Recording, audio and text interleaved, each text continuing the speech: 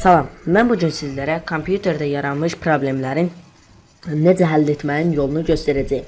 Əvvəlcə biz əməliyyat mərkəzini açırıq və burada qarşımıza iki variant çıxacaqdır. Birinci variant nasazlıqları aşkar edir, ikinci variant isə həmin nasazlıqları bərpa edir. Biz bərpa sözünə tıklayacağıq. Gördüyünüz kimi qarşımıza iki variant yenidən çıxdı. Burada sistem bərpasını aç və təkmil bərpa metodları vardır.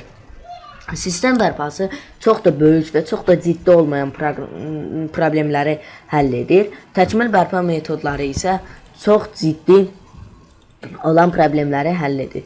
Təkmil bərpa metodu kompüteri əvvəlki vəziyyətinə qaytarır. Birinci variant əvvəlki vəziyyətinə qaytarır. İkinci variantı isə Windows'u təkrar quraşdırır. Bunun üçün isə Windows quraşdırma diski tələb olunur. Onu da gərək kompüterə taxasınız. Bizdə problem çox böyük olmadığı üçün biz sistem bərpasını açırıq.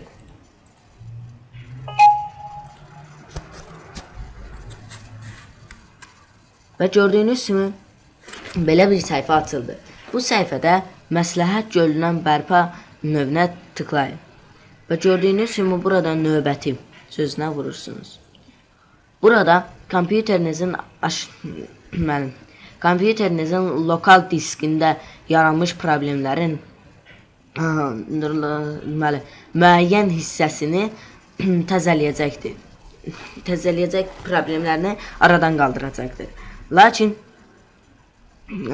bu problemi sona vurub başlatmazdan əvvəl biz gərək kompüterdə açıq olan bütün proqram və faylları bağlayaq.